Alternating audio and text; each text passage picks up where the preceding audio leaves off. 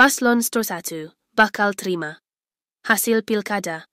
Gubernur Aceh tidak ada tanda-tanda bakal menggugat ke MK. Sejak penetapan hasil oleh KIP Aceh, tidak ada tanda-tanda dari tim Paslon 01 untuk menempuh proses hukum. Bahkan, saat rekapitulasi suara, tim Paslon 01 menyatakan bahwa mereka tidak memperdebatkan hasil yang sudah diumumkan dan menerima keputusan tersebut, meskipun mereka menyampaikan keberatan terkait dengan proses pelaksanaan pilkada yang dianggap memiliki sejumlah kejanggalan. Dalam pernyataan tersebut, mereka menggarisbawahi bahwa fokus utama mereka bukan pada hasil akhir, melainkan pada prosedur dan transparansi selama berlangsungnya pilkada. Sampai saat ini, tidak ada informasi terkait pengajuan gugatan di laman resmi MKRI untuk Pilkada Gubernur Aceh.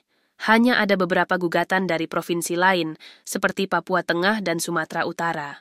Hal ini semakin memperkuat kesimpulan bahwa pasangan Bustami, Fadil Rahmi cenderung menerima hasil yang telah ditetapkan oleh KIP Aceh.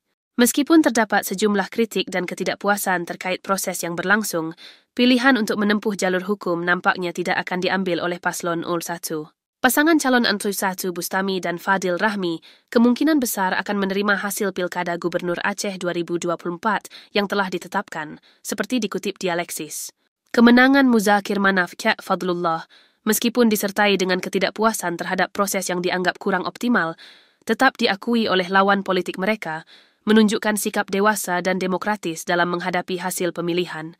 Sementara pasca pengumuman resmi dari Komisi Independen Pemilihan, KIP Aceh, hasil Pilkada Gubernur Aceh 2024 menunjukkan bahwa pasangan calon gubernur dan wakil gubernur nomor urut 02, Muzakir Manaf Fadlullah, meraih kemenangan dengan suara terbanyak.